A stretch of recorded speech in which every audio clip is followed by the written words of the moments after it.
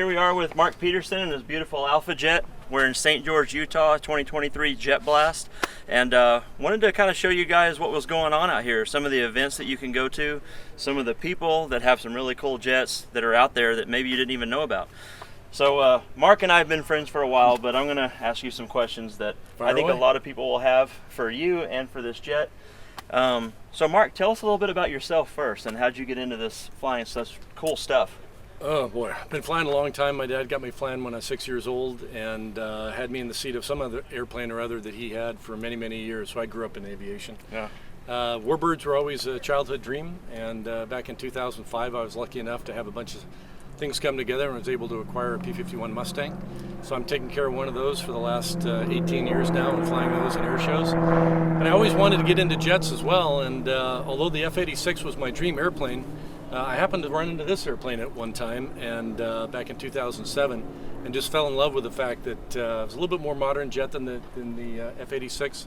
Two motors, a little bit more modern avionics, yeah, and just a neat handling airplane. So this is my substitute for an F-86. Yeah, well, I think it's a good one. I mean, we'll show you some of this B-roll. This airplane is just gorgeous. I completely understand what you mean, as people know that I fly the A4, and you know, we always joke that like the only thing that can make this better is if it had two engines, or if it had ABS, or you know, and pretty soon you end up describing an AlphaJet. Exactly. So that's a very good you point. and I have had this conversation before. Self-starting. Yep. And so so tell us a little bit about this AlphaJet. So where did they originally come from, and what were they designed for, and all that? The AlphaJet was a joint venture between Dornier in Germany and Dassault in France, and they were trying to build a utility airplane that could be both a trainer and a light attack aircraft. They ended up building about 500 of them between the two. Okay. Both factories built sub-assemblies, and they traded parts, and then both factories built final assemblies as well, final aircraft. The French built are slightly different. You can tell them apart because of the round nose and the spin strakes. Okay. The German airplanes have the sharp nose, a little bit more thrust in the motors, and slightly different avionics systems.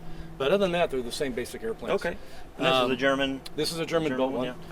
The Germans used theirs primarily as a ground attack fighter. It carried either a 27 millimeter or 30 millimeter cannon centerline, 4 hard points for bombs, rockets, missiles, and it was essentially an anti-armor, weapon. Yeah. Take on the Russians and the Fulda Gap, that whole thing.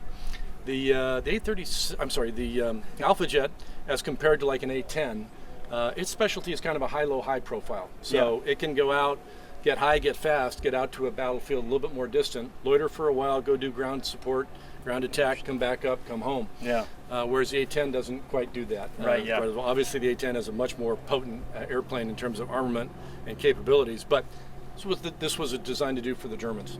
The French used it exclusively as a trainer. They still fly it, as the Petite de France still flies the AlphaJet in their demonstration team. So these were operational in Germany from the late 70s until the late 90s, and then they retired them and started selling them off. They had sold some, the factory had sold some to other countries around the world, so a few countries came in and bought some of those, and then a very enterprising guy up in Arlington, Washington went over there and bought, I think, 25 or 27 of them. Wow. And he brought them back to the United States 3, 4, 5 at a time, and started flying them, selling them, cool, etc.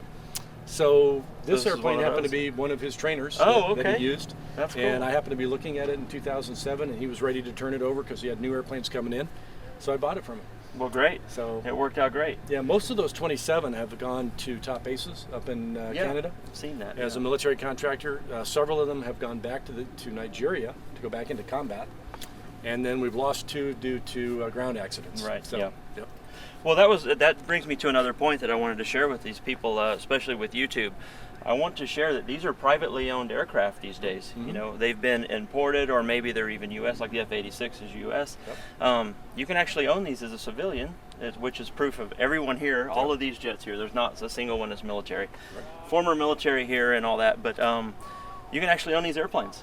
And they're not as outrageous as people think. I mean, this one is. This is cool, right? This one's up at the upper end of the spectrum. This one's upper end. But, things like L-29s and, other stuff, we'll show them here. We have L-29s, there's L-39s here, there's T-33s and Provos and MiGs. Oh, there's got some really cool, you see that 2-seat MiG-17 down there? We'll have to show it to you. Yeah.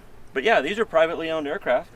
that money out of your pocket to bring it down here, and with the camaraderie and everything of flying with everyone and keeping everyone safe. I mean, that's what the Jet Blast is all about, really. Absolutely. Yeah, our primary goal here is training and proficiency. Yeah. So we're doing both single ship proficiency flights as well as 2 and 3 and 4 ship formation training flights. So it's just to keep everybody proficient and safe.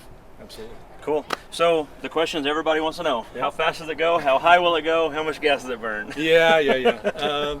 Well, if it's I can fly it in a bunch of different configurations, and obviously the performance is better when it's slick and fast. So when it's slick, no tanks, no externals on it, I normally cruise it at 8.4 or 8.5 Mach. Okay. So down in the 20s, that's around 500, 510 knots, depending on temperature. To go that fast, it's burning 280 to 300 gallons an hour. Okay. If I put the externals on it like this, at about the same fuel flow, I'll be doing about 8.0. Yeah. And so it slows it down a little bit. But it obviously adds another, about 40 minutes of flight time with the tanks on it. Right. It'll go to 50,000 feet. It's approved. I've had it to just under 48. I got a block one time, 45, 49. That's cool. And took it up there, and it wasn't real happy being up there. But I assume tanks were off? No, I had tanks on. Oh, wow, that's cool. That's great. Yeah. And I was at 47.8, I think it was, and doing 8.0. That's cool. And it was up there. But its optimum altitude is actually in the mid-30s, but obviously not being RVSM, we're limited to 27, 28. Okay. And fairly good range. I mean, with the externals on, and if I slow it down a little bit to improve the range, maybe 7.6, I can go from Boise to Oklahoma, and then from Oklahoma to Central Florida. That's pretty good. So. Yeah. And then are these like 100-gallon drop tanks? 82. 82 gallons. Yep. Okay. So that's cool. Yep. Another question I had are the engines. Are these turbojet? Are they low bypass, high bypass? They're low bypass twin spool turbofans. Very cool. They're a unique engine. It's only flown on the AlphaJet. Oh, yeah. So it was I think it was a turbomecha design built by Larzac. Okay. Or I'm sorry, built by Snecma in France. It's called a Larzac. And it was actually the engine that was the original motor for the Falcon 10. Oh, I didn't know that. Yeah, Okay. because Dassault, when they were designing their part of the AlphaJet, they were designing the Falcon 10 at the same time. And Okay. so there's a lot of Falcon design in this airplane. That's interesting Yeah, because so- the Falcon 10 is such a bigger airplane. Right.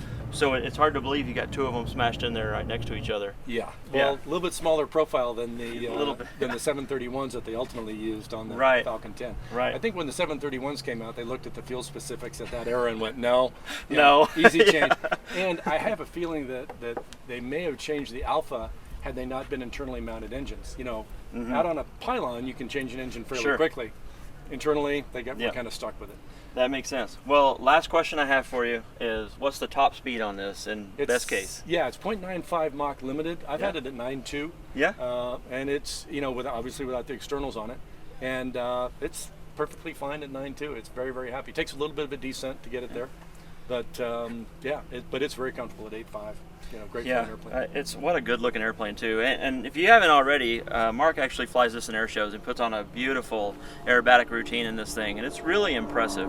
And standing here looking at the airplane, I wanted to ask you to explain one more thing. This thing is anhedral in every direction you look. Yep. So do you have any idea why? Well, I've not talked to the designers or heard exactly the story, but the standard thing I get from aerodynamicists is you always put anhedral on an airplane to make it less stable. Yeah. And less stable airplanes are faster rolling, faster responding airplanes. more fun. Exactly. So this thing is inherently unstable. You cannot take your hands off it in flight. Even if you have it perfectly trim, it'll roll off and start down. So, but it does respond very quickly. Roll rate's 300 degrees a second. That's beautiful. So, and it flies like a little German sports car. It's just, I bet. It flies like it looks, I bet. It does. It looks does. like it's going fast sitting still. Yep. Well, Mark, thank you so much for your time. It's You're welcome, wonderful. Jared. I'm Yeah. sure I have 1,000 more questions. Oh, but yeah. Next time. Next time. We'll do it. See ya.